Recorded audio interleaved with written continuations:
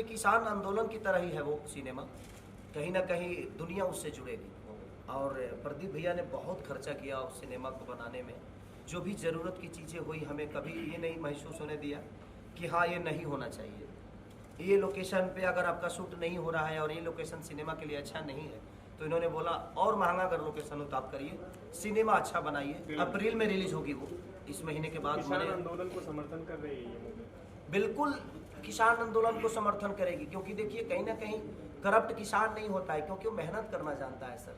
Table पे बैठ के हम लोगों के बारे में सोच लेते हैं, कभी किसान के खेत में जाकर सोचिए, तब समझ में आता है कि अगर हम जिंदा हैं तो उसी धान के बदौलत, उसी गेहूं के बदौलत, उसी चावल के बदौलत, उसी दाल के बदौलत, क्योंकि हमारे पास अरबों, चाहे अडानी हो, चाहे अंबानी हो, चाहे दुनिया का कोई भी अरबपति आदमी हो, ये दिमाग में रख लीजिए कि पैसे खाना होना तो शायद आप एक दिन जिंदा नहीं रहेंगे, लेकिन अन्न अगर मिले तो शायद आप आजीवन जिंदा रह सकते हैं। तो मेरे कहने का मतलब जे किसान को उसके हक की चीज़ मिलनी चाहिए, और वही कहानी हम लोगों ने लिट्टी चोखा में पिरोया है। और हमारे डायरेक्टर की सोच है, हमारे राइटर राकेश त्रिपाठी जी की सोच है, हमारे पद्म भैया की सोच है, हमारे प्रदीप शर्मा जी की सोच है, काजल रखवानी की सोच है, खेसारी की सोच है। उसमें जितने कैरेक्टर हैं सबकी एक अलग अलग सोच है, सबने अपने विचारधारा को रखा है और हम सबके सुन के काम किए हैं। तो मुझे लगता है कि लिट्टी चोखा है कि भोजपुरी इंडस्ट्री के लिए एक बहुत बड़ी साबित होने वाली है। बस एक ही गाना चल रहा है सर, क्या बताएं, 2 रुपया हो 2 रुपया।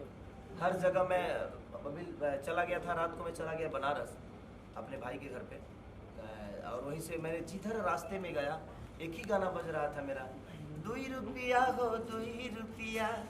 वो गाना इतना पागल किया है कि अब बता रहा हूँ कि 1 महीने में 130 मिलियन है वो गाना। अरे 2 रुपया हो 2 रुपया, चोली रंगाई दे हो 2 रुपया हो, साया रंगाई पौने 2 रुपया। आज हर घर में भी ये गाना बज रहे हैं। एक हमारा मस्ती होता है होली का रंग, तो थोड़ा सा तड़क भड़क गाने की कोशिश करते हैं हम लोग की, ताकि सबका एंजॉय भी हो जाए और सब लोग मज़ा ले लें।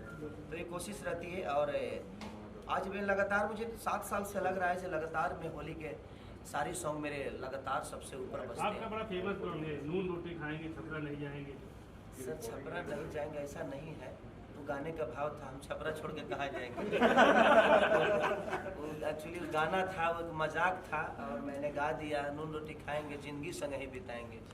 सबका डर से हुए है फराई, बताइए लड़की लेके भागेंगे तो उस टाउन में क्या करने जाएंगे। वो एक प्रेमी प्रेमिका का संवाद था कि सबका डर से हुए है फरार, अब छपरा लौट के नहीं जाएंगे।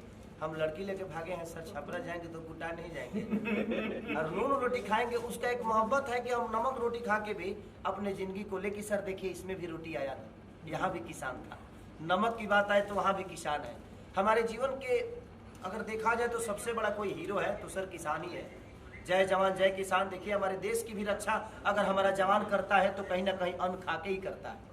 तो मुझे लगता है कि अगर देखा जाए तो सर्वोपरि अगर माना जाए तो हमें किसान को मानना चाहिए, क्योंकि किसान अगर नहीं होता तो हमारे जीवन में कोई भी बड़ा आदमी चांद पे भी जो जाता है वो रोटी खा के ही जाता है।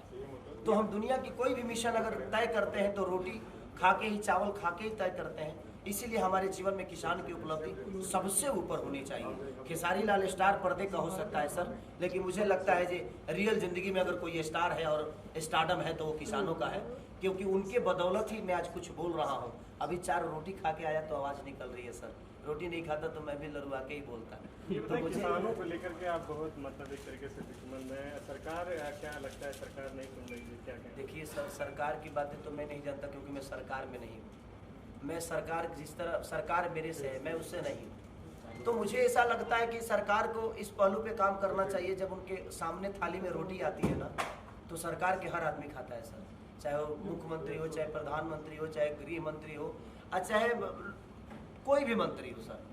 मैं पढ़ा लिखा कम हूँ इसलिए कम मंत्रियों का नाम जानता हूँ। तो मुझे ऐसा लगता है कि जब सामने थाली में रोटी आती है ना तो एक बार उनको, उन किसानों की तरफ देखना चाहिए सर, कि वो किस दर्द से हमारे थाली में वो 2 रोटी देने का काम किया है। हमें अगर कोई सरकार किसी किसान के लिए करता है तो सर साल में 1 बार करना है, उसको 1 बार बिल पास करना है, चाहे कोई भी तकलीफ हो उसको 1 ही बार करना है। लेकिन किसान हर दिन अपने पसीना बहा के और आपके लिए सालों भर की रोटी की व्यवस्था करता है। तो हमें लगता है कि हमारे अगर कोई असल माँ बाप है, अगर कोई असल हमारी ज़िंदगी का रक्षक है तो कहीं ना कहीं वो किसान है, जो कि हमारे जीवन में सबसे बड़ी उपलब्धि किसानों की। सरकार के लोग क्या लगता है नहीं समझ पा रहे हैं ऊपर देखिए ये तो व्यक्तिगत विचारधारा हो गया कि वो क्या समझते हैं, और कि जब तक नहीं समझेंगे तो हम इतने भी कमज़ोर थोड़ी हैं सर, हम भी किसान के बेटे हैं। हमने जब तक लड़ना होगा अपने हक के लिए लड़ाई लड़ेंगे, चाहे वो जिस लेवल पे हो।